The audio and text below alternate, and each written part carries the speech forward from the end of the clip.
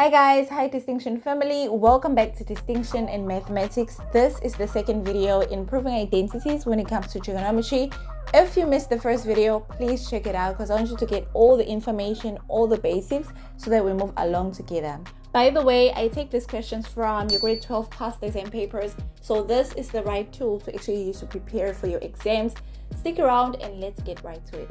So the first thing, are we proving the left hand side or the right hand side? On the first video, I mentioned that if you have something like this, choose a busy side. Choose a side that has a lot going on because it is easy to break it down. And usually when it comes to proving identities, you can actually choose the left-hand side to prove the right-hand side or the right-hand side to prove the left-hand side. But honey, you want to choose a side that is simple and will get you to the answer quicker. You don't want to spend 20 minutes on your exam thinking about your next step. So we will work on the left-hand side to prove the right-hand side. Cos 2x is a double angle that has three identities, one with both cos and sine, another with only cos, and another with only sine. Now, whether you use the first, the second, or the third, you're still going to get to the answer.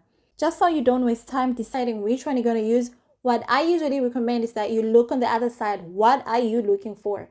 What we are looking for in this case is minus sine. So just because of that reason, we're going to use the identity that only has sine. Perhaps we had both sine and cos on the right-hand side. Even though all these identities are going to get you to the right answer, but we would then choose one that has both sine and cos. So we have 1 minus 2 sine squared x.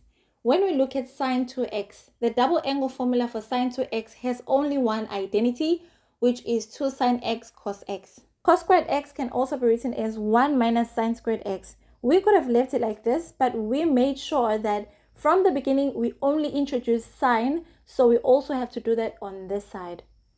There is nothing we can do about our denominator at the moment, so we're just going to drop it as it is.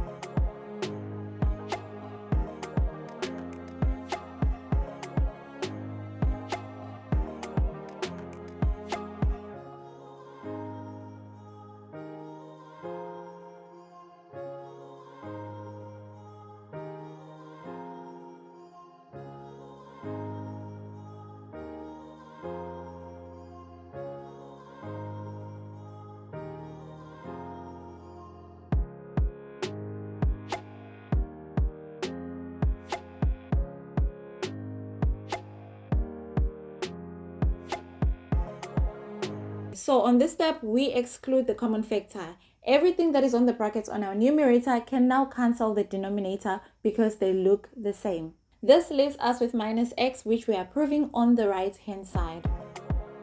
Thank you guys for watching. I'd like to see more people join the team, so please share this video and please give it a like if you think it was helpful. I'm going to be posting more videos based on proving identities, so if you haven't subscribed, please subscribe. We'll see you on the next video.